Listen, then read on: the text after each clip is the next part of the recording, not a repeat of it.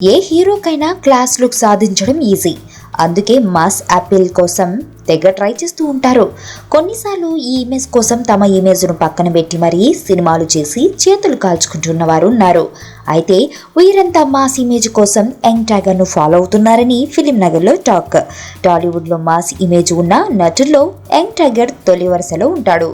బీభత్సమైన mass following అతడి సొంతం. స్టార్ హీరో ఆ ఇమేజ్ నుంచి కొంచెం బయటకు వచ్చి అన్ని రకాల పాత్రలు చేయడానికి డిసైడ్ అయ్యాడు. ఫ్యామిలీ ఆడియన్స్ని కూడా మెప్పించాలని రూట్ మార్చాడు.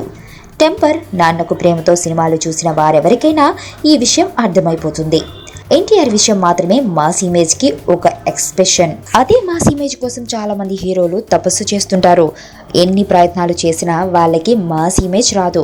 రాకపోగా అలాంటి ప్రయత్నాలు చేసిన సినిమాలు బాక్స్ ఆఫీస్ దగ్గర బోల్తా కొడుతుంటాయి. రీసెంట్గా సాయి కుమార్ తనయుడు ఆది ఆ లిస్టులో చేరాడు.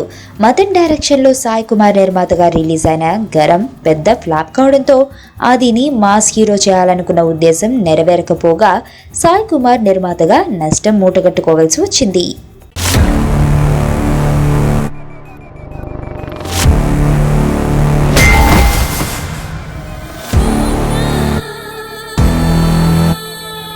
ఎర్రతోలు కదా స్టైల్గా ఉంటాడనుకుంటున్నావేమో. Mass, ఊర్రా mass.